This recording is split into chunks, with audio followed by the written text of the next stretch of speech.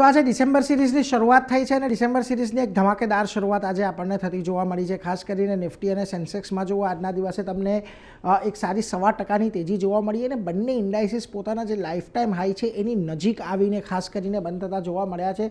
26,200ની ઉપર નિફ્ટીમાં ક્લોઝિંગ આવ્યું, 85,600ની ઉપર સેન્સેક્સની અંદર ક્લોઝિંગ આવ્યું છે.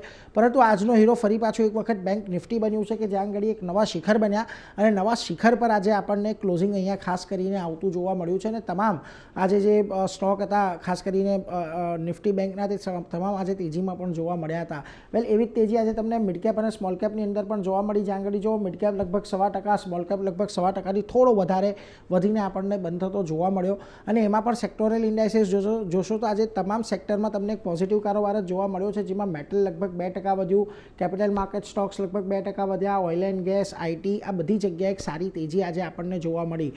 નિફ્ટીના ફ્રન્ટ પર આવશો તો જુઓ તમને JSW સ્ટીલ, HDFC લાઈફ બંનેમાં તો એક સારી તેજી જોવા મળી જ, પરંતુ બજાજ ટ્વિન્સ પણ આજે એક સારી તેજી સાથે આપણને ખાસ કરીને બંધ થતા દેખાયા છે.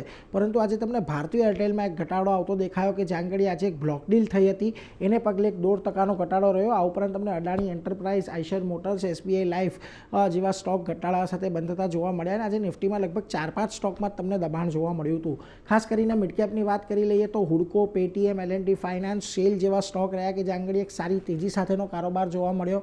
તો સામે પક્ષે જ્યાં આગળ તમને થોડોક ઘટાડો આવતો દેખાયો છે. જો M&M ફાઇનાન્સમાં આજે થોડુંક પ્રોફિટ બુકિંગ આવ્યું, નાયકામાં ઘટાડો હતો, કોચિન શિપયાર્ડ અને સ્વિગી થોડા ઘટીને બંધ થતા જોવા મળ્યા છે.